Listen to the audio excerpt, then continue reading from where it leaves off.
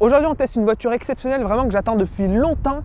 C'est la Kia EV6. C'est une voiture absolument incroyable, il y a plein de choses à dire dans cette vidéo. C'est aussi la cousine technique de la Ioniq 5, donc ça sera intéressant de les comparer puisque j'ai aussi testé la Ioniq 5 sur ma chaîne. Avant toute chose, vraiment merci à Kia Garage Lemoine à Saint-Omer. Ils me prêtent la voiture pour vous en faire l'essai. Un grand merci à eux, je fais pas mal de vidéos avec eux. Je mets tous les liens de leur site internet et de leur page Facebook en bas en description. Donc voici un petit peu la Kia EV6. Alors c'est une voiture qui est exceptionnelle honnêtement. Alors là aujourd'hui on est sur une version qui n'est pas haut de gamme, on est sur une version qui est milieu de gamme. Elle n'a donc pas le pack carrosserie de la version GT et GT Line du coup. On a une face avant qui s'appelle Tiger Nose, donc nez de tigre en français. Et c'est vrai qu'on a une face avant qui est extrêmement plongeante, on a une voiture qui est racée, très sportive. On a bien sûr la nouvelle signature Kia avec le nouveau logo. C'est assez étonnant en termes de proportions, hein. Honnêtement, même en vidéo ou en photo, la voiture a l'air d'être une compacte, on va dire. Mais en réalité, on est sur un SUV, hein. C'est un gros véhicule quand même, hein. Assez large, etc. Vraiment comme la Ioniq 5. Parlons un petit peu du côté de la voiture. Bon, elle est extrêmement bien travaillée. On retrouve quand même quelques similarités entre la Ioniq 5 et celle-ci, comme les passages de roues avec une sorte de motif. On a ici sur notre version des jantes de 19 pouces. On a les poignées affleurantes pour l'autonomie, un design des rétroviseurs assez étonnant, assez original, j'ai jamais vu ça. Un détail que j'adore, c'est ici. En fait, on a le béquet qui ressort sur le côté de la voiture. Mais sur le côté, on a quelque chose de beaucoup plus épuré finalement que la Ioniq 5 qui est très acérée et travaillée. À l'arrière, finalement, on a un design qui là aussi change vraiment tout au tout. Et vraiment, l'avant et l'arrière sont complètement opposés. À l'avant, on a quelque chose de très sensuel et relativement classique, on va dire. À l'arrière, c'est totalement l'inverse. C'est quelque chose d'hyper moderne. Déjà, on a un bandeau de feu qui fait absolument tout le tour de la voiture. Ici, on a une intégration avec des motifs en 3D. C'est génial, hein, qui intègre du coup les clignotants. Et on a aussi une partie en plastique ici aussi texturée. D'ailleurs, à l'arrière, on retrouve aussi la prise de recharge, donc du type de combo CCS, bien entendu. Hop, ici, on a le bouton pour ouvrir le haillon motorisé. On voit du coup les clignotants à droite et à gauche. Alors à l'arrière, on a un coffre qui est un tout petit peu moins grand quand même que celui de la Ioniq 5. Ici, on a 480 litres. Vous voyez, j'ai ma valise qui est ouverte. On a le câble de recharge. Et ici, on a un cache-bagages. Hop. Et on a même un double fond voilà, pour ranger les câbles. Donc c'est parfait. Comme la Ioniq 5, cette Kia EV6 propose aussi un coffre de rangement à l'avant pour ranger des câbles ou plein d'autres choses. La capacité varie en fonction de la version transmission intégrale ou propulsion, de 24 à 52 litres. Ici, il est de 52 litres et vous voyez, on peut ranger vraiment pas mal de choses à l'intérieur. Je vous laisse avec la suite de la vidéo. Pour parler un tout petit peu des tarifs maintenant, parce que c'est quand même un point important, la version d'entrée de gamme Airactiv commence à 47 990 € et la version la plus haut de gamme GT, elle, est à 66 990 €. Alors bien sûr les amis, avant de passer à l'intérieur, on continue la tradition, on va présenter un tout petit peu les finitions de la voiture. Sur la contre-porte, on a des matériaux déjà qui sont vraiment moussés de partout, c'est bien travaillé, c'est bien assemblé, c'est classique maintenant. On a du piano black, ici les contrôles de vitres et de rétroviseurs. Et on a de la petite feutrine dans les bacs de porte, c'est vraiment bien pour que les objets ne fassent pas de bruit quand ils se baladent. Et on a les enceintes ici. Pour parler un petit peu des sièges, alors déjà j'adore le design des appuis-têtes, c'est vraiment hyper moderne. Les sièges sont ventilés, chauffants, ils ont un petit peu toutes les options. Ils ne sont pas par contre réglables électriquement, c'est vraiment un petit peu dommage quand même, hein, sur une voiture de cette catégorie. Alors ils sont très massifs, très larges, on est très bien assis dedans. Et c'est vraiment typé confort. On pourrait se dire que la voiture est typée sportive, mais non. Alors voilà un petit peu pour l'intérieur, même si les cousines de la Ioniq 5 à l'intérieur, ça n'a pas grand chose à voir. En tout cas, en termes d'emplacement des éléments. Déjà, les matériaux. On va commencer tout de suite. On a un matériau texturé ici, c'est hyper agréable au toucher. On a une intégration LED ici en bleu. Ici, contrôle. Alors c'est un petit écran tactile, c'est vraiment plutôt stylé. Donc ça réagit très bien, on contrôle tout ici. Et ici, on a la console centrale. Alors là, c'est vraiment hyper futuriste, hein, pour le coup. Ici, on a tous les contrôles de confort. Donc c'est bien, tout a été regroupé ici. Donc tous les éléments de confort. Ici, le bouton pour allumer la voiture. Alors ici, la petite molette pour sélectionner le rapport. Donc drive neutre et reculé. Et ici, le petit bouton de parc. Ici, on a un emplacement pour la recharge par induction du smartphone. C'est vraiment très bien placé, j'aime bien. Et ici, un endroit pour ranger pas mal d'affaires. On retrouve aussi la texture sur l'accoudoir.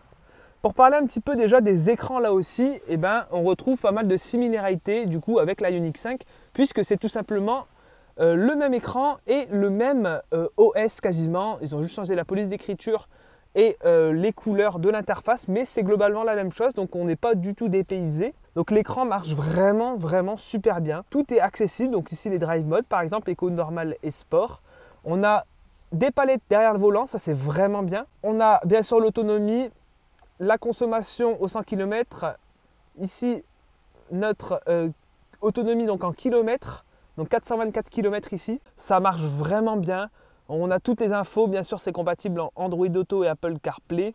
On a la navigation là aussi. Alors j'imagine qu'on peut aussi avoir un planificateur d'autonomie, enfin je l'espère. En bas on retrouve un immense bac de rangement, la prise allume-cigare, 12 volts et un port USB-C, et un port USB-A et un port USB-C là encore ici. Alors à l'arrière, c'est un petit peu moins bien fini que l'avant, on retrouve des matériaux qui du coup deviennent durs ici. On a aussi les sièges chauffants à l'arrière. Et on retrouve donc notre banquette. Alors le siège ici est vraiment bien reculé. Et malgré ça, on a une place immense. Alors le siège là, il est vraiment reculé, quasiment à fond. Je vais aller ici où le siège est réglé à ma taille. Donc vous voyez, aucun problème. Je suis très surpris par l'espace. Donc vraiment des personnes de très grande taille. On est limite dans une limousine. Et quelque chose que j'adore, c'est des petits ports USB-C qui se situent ici. Donc vous voyez un petit peu aussi pour l'arrière. Donc pas de tunnel ici, donc la place du milieu est parfaitement exploitable. Donc voilà les amis pour ce qui est de la présentation de cette EV6. Maintenant on va passer sur la route pour voir ce que ça donne. C'est parti. Là j'ai plusieurs choses déjà qui me viennent en tête. Déjà pour la comparer un petit peu à la Ioniq 5, tout de suite sur les premiers tours de roue, je dirais qu'elle est assez similaire quand même si c'est peut-être typé un tout petit peu plus incisif que la Ioniq 5. La Ioniq 5 c'est vraiment typé très confort, mais même si là sur cette EV6 déjà tout ce qui est amortissement etc, là je prends des routes qui sont pas très bonnes honnêtement, et ben ça filtre très bien, même la sonorisation est extrêmement bonne. J'en profite d'être là, ici j'ai une belle ligne droite devant moi, je suis en mode sport et je vais mettre le pied dedans.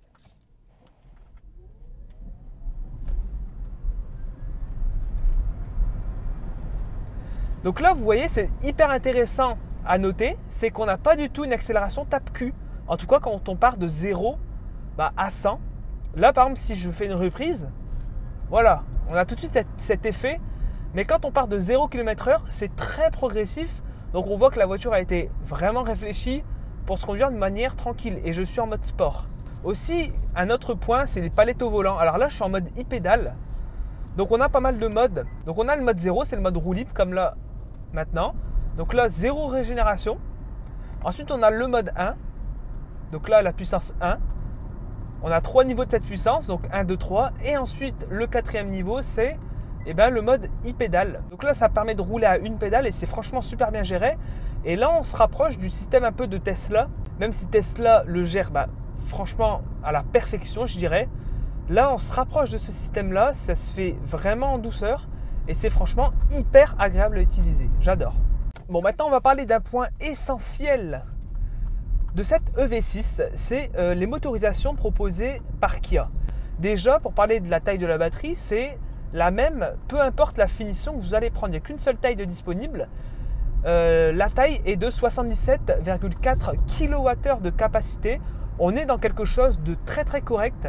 Mais c'est vrai que en fonction de la finition que vous allez prendre et de la motorisation, on va le voir après, l'autonomie sera plus ou moins grande du coup. Alors c'est simple, il y a 3 versions de cette Kia EV6. En tout cas en termes de motorisation. On a la première version, c'est donc une propulsion 2 roues motrices. C'est celle que j'ai aujourd'hui, elle fait 229 chevaux de puissance. Ensuite la deuxième et troisième version, on est sur des transmissions intégrales, donc 4 roues motrices. La première, elle fait 325 chevaux de puissance et la deuxième, elle fait 584 chevaux de puissance, ce qui est stratosphérique. Et les 584 chevaux de puissance, on les retrouve uniquement sur la version qui arrivera l'année prochaine, c'est donc la version GT. Aujourd'hui, j'ai donc la version de 229 chevaux, ça sera la version qui sera la plus vendue, 2 roues motrices classique, et c'est celle qui propose aussi l'une des meilleures autonomies. On est à plus de 500 km annoncés, ça va être peut-être difficile de les atteindre, là j'ai été chargé à 100%, On m'a annoncé à peine 400 km, mais il faudra plus tabler en réalité sur 380-400 réels kilomètres, ce qui est déjà franchement génial hein, pour une voiture de ce gabarit-là, il faut le noter quand même. Alors on va parler de la recharge pendant qu'on y est, parce que c'est important quand même. Hein. Donc comme je vous ai montré tout à l'heure, on a le port type 2 combo CCS du coup. En courant alternatif, donc avec la prise type 2, elle accepte jusqu'à 11 kW maximum. Et par contre, elle se rattrape sur la charge en courant continu, donc avec le connecteur type 2 combo CCS. Elle accepte jusqu'à 240 kW de puissance de recharge. Et ça, c'est aussi dû à son architecture 800 volts, tout comme la Ioniq 5 et tout comme aussi la Porsche Taycan. Hein. C'est assez rare quand même pour le noter. Il n'y a que ces 3 véhicules, il me semble, qui proposent du 800 volts de capacité de recharge. Donc voilà, cette puissance de 10% à 80%, il faudra compter 18 minutes. Je vais mettre sur un petit parking, on va tester un petit peu le rayon de braquage de la voiture. C'est quand même assez important à noter, hein, ce genre de petits détails. Donc hop, là je braque à fond, donc c'est parti.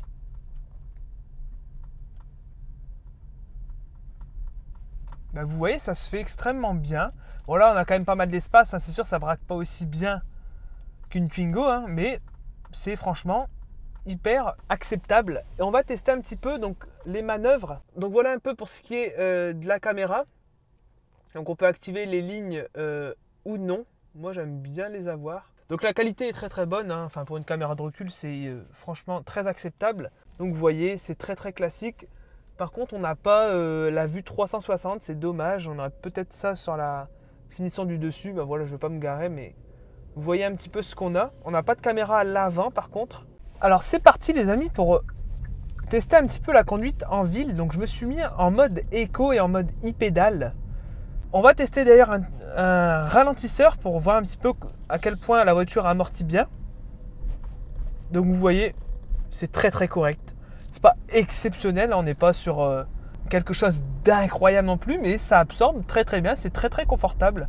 Et avant tout, avant de conclure, dernière chose, c'est la consommation bien entendu. Et bien sur mon essai qui a fait 28 km de distance, j'ai consommé en moyenne 16,5 kWh au 100, ce qui est excellent, hein, je dirais, vu le gabarit de la voiture et vu ma conduite, hein, j'ai pas roulé tranquillement, je me suis mis en mode sport, j'ai fait quelques petites accélérations. Donc voilà, je vais conclure.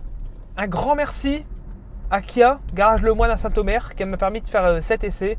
N'hésitez vraiment pas à aussi découvrir la voiture en concession et à visiter les liens qui sont en description. Donc encore un grand merci à eux. Quant à ce qui est à moi, n'hésitez pas à rejoindre mon Instagram, c'est hyper important, je mets tout en direct.